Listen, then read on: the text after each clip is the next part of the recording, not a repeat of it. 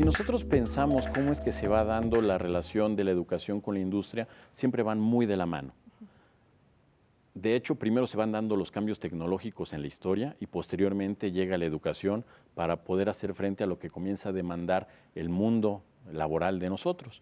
Nosotros podemos darnos cuenta que después de la primera revolución industrial, y si queremos comenzar a catalogar la educación con etiquetas, a poder definir paradigmas de educación, pues nos damos cuenta que después de que empezó la primera revolución industrial, surge el concepto de educación 1.0. Bueno, surgió mucho después, al principio simplemente era educación.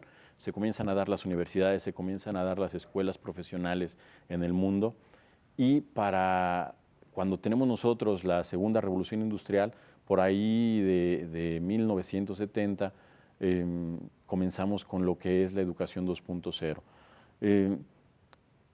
Esta educación cambia también el paradigma. ¿Por qué? Porque lo que se requiere de nosotros ahora en el mundo del trabajo, pues es diferente a lo que se requería de nosotros en la primera revolución industrial. Pero esto nuevamente sucede después de que se dan los cambios tecnológicos. Siempre tenemos que andar corriendo con los cambios en la currícula, con los cambios en el paradigma de la educación, de acuerdo a cómo vamos entendiendo lo que va pasando en el mundo. Entonces siempre vamos corriendo, pero a veces muy bien, a un muy buen paso, para poder adecuarnos a lo que tenemos que estar haciendo en el mundo de la educación. ¿Por qué también se da esto? Por la facilidad que tenemos o no de acceder a la información. Recordemos nosotros en el primer instante, cuando hablamos de educación 1.0, cuando se dan las primeras universidades, cómo se va organizando el conocimiento, que el maestro era el que dictaba el conocimiento, era el que iba administrando el conocimiento, era el que iba dando la información y él era el único que la tenía.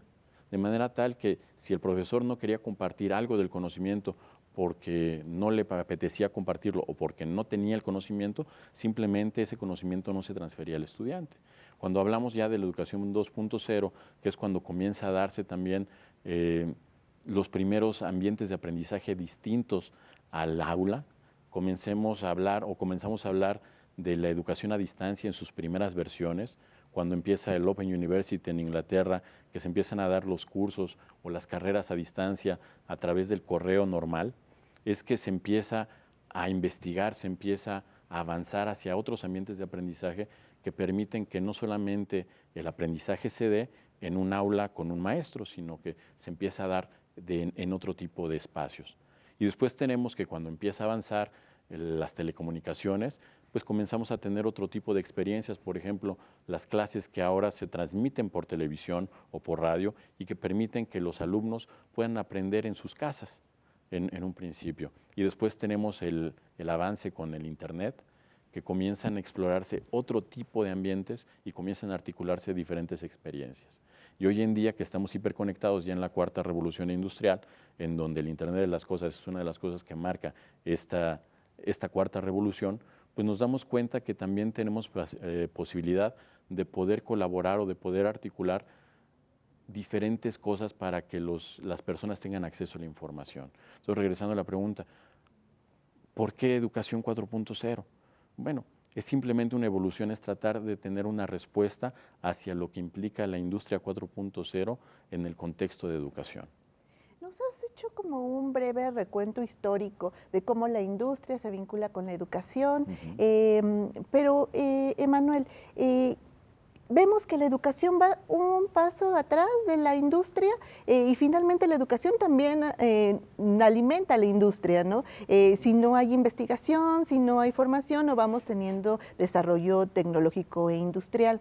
¿Qué podemos hacer desde la educación para podernos mantener a la par de los avances tecnológicos e industriales? Tenemos que tener una colaboración muy cercana con el sector industrial.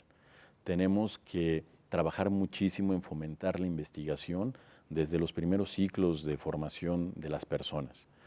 Tenemos que trabajar muchísimo en poder identificar de manera muy pertinente qué es lo que se requiere de las personas para poderse desarrollar en un mundo hiperconectado, en un mundo en donde la tecnología va a estar marcando el quehacer del día a día. Hoy en día hemos visto cómo se ha modificado nuestra relación con el entorno en cada momento. Hace mucho tiempo el teléfono era algo que tenías en algún rincón de tu casa y que solamente lo atendías cuando llegaba a sonar. No era algo que estabas tú checando cada instante para ver si te había llegado un recado, un mensaje.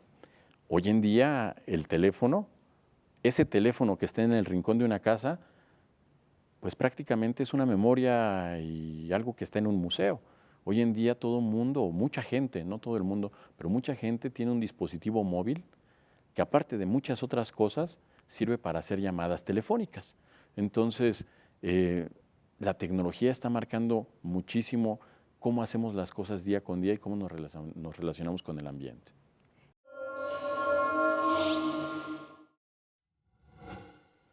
Gobierno de México.